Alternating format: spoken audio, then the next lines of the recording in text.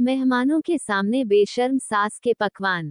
ये कहानी एक संयुक्त परिवार की है जहां घर की सास को खाना बनाना बहुत पसंद था, लेकिन स्वाद और शर्म दोनों से कोसों दूर थीं। एक दिन जब बहू ने अपनी मायके की मेहमानों को घर बुलाया, तब सास ने अपने बेशर्मी से भरे व्यंजन परोसकर सबके सामने परिवार की इज्जत को अजीब स्थिति में डाल दिया। पर अंत में इस घटना ने रिश्तों की समझ और बदलाव का नया अध्याय लिखा। शांति देवी, 60 साल की परंपरागत लेकिन थोड़ी अक्खड़ और मैं सब जानती हूँ वाली सास। सविता, 28 साल की सुशील और पढ़ी लिखी बहू, जो सलीके और स्वाद में विश्वास करती थी। शशांक, सविता का पति, बैंक में क्लर्क। मायके से आए मेहमान, सविता की बड़ी बहन, जीजा और उनके 3 बच्चे। सविता ने अपने मायके वालों को गर्मी की छुट्टियों में घर बुलाया था।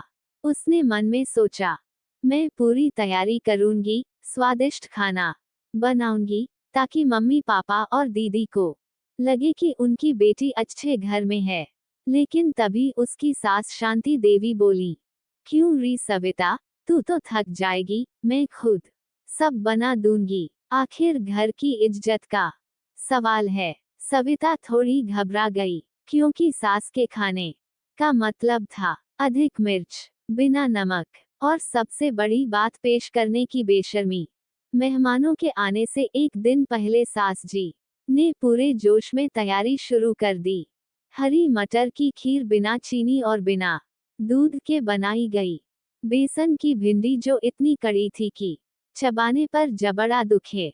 नींबू वाली दाल जिसमें ना नींबू का स्वाद था, ना दाल पकी थी। चावल जो आधे पके, आधे कच्चे थे। कटोरी में रखी खट्टी टमाटर की चटनी, जिस पर मक्खियां भिन भिना रही थीं।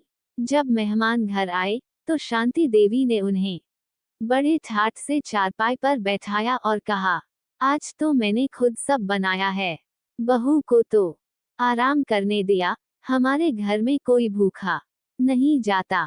सविता सिर झुकाए शर्म से लाल हो रही थी। पहली थाली में जब दीदी ने मटर की खीर चखी, तो हंसी रोक नहीं पाई। ये खीर है या उबली मटर का दलिया? शांति देवी बोली, अब हमसे तो यही चलता है। दूध तो महंगा हो गया है, पर स्वाद तो वही है कि नहीं? बच्चों ने चावल में से पत्थर निकालकर अलग किया और बोले, मम्मी इसमें तो कंचे हैं। जीजा जी ने जब नींबू वाली दाल खाई तो चुपचाप बोले, इससे अच्छा तो पानी पी लेते। पर शांति देवी बेशर्म हंसी हंसते हुए बोली, हमारे पकवान सीधे आत्मा तक पहुंचते हैं, मुंह तक नहीं। सविता अंदर से फट रही थी। अपनी बहन के सामने शर्मिंदगी और सास की बेशर्मी ने उसे झकझोर दिया। रात को चुपचाप उसने अपनी बहन से माफी मांगी। दीदी ने मुस्कराकर कहा, तेरी सास का खाना भले बेस्वाद है, पर आत्मविश्वास लाजवाब है। अब तू ही घर की शान बन, बहू होकर भी घर को संभाल। अगली सुबह सविता 4 बजे उठी। गर्मागर्म आलू के पराठे, प्याज टमाटर की स्वादिष्ट सब्जी, ताजी दही, आम की चटनी और बेसन के हलवे के साथ सब मेहमानों के सामने थालियों में परोसा। जब मेहमानों ने खाया, तो जीजा जी बोले, अब लगा कि बहन की ससुराल आई है। सास चुपचाप बैठी रहीं, लेकिन फिर उन्होंने कहा, हम तो बूढ़े हो गए, अब से रसोई बहू की।